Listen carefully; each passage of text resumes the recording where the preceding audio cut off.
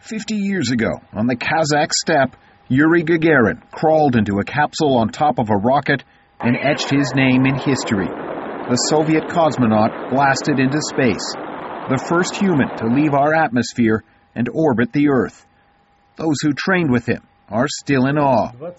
Boris Volunov was one of the original cosmonauts, selected with Gagarin.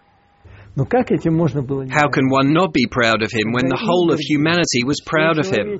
American astronauts have repeatedly stated that it was Yuri Gagarin who called them to space, and that is true.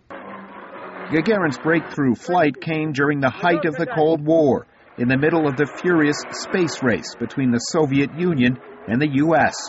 As news spread, there were wild celebrations all over the USSR.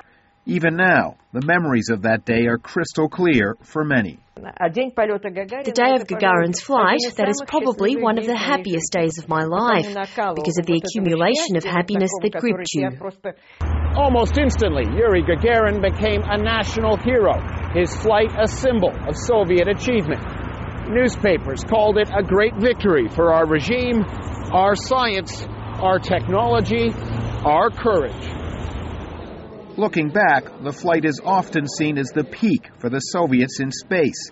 Gagarin himself was killed in a flight training accident only 7 years later. Hopes that a Russian would reach the moon were never realized.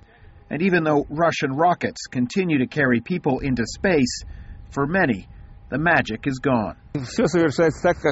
Everything goes routinely like train and aeroplane movements. There are so many cosmonauts now that one doesn't remember them all. A week before this anniversary, a rocket blasted off from Kazakhstan, carrying an American and 2 Russians to the International Space Station. Just the latest to follow in the footsteps of Yuri Gagarin half a century later. Norman Hermant, ABC News, Moscow.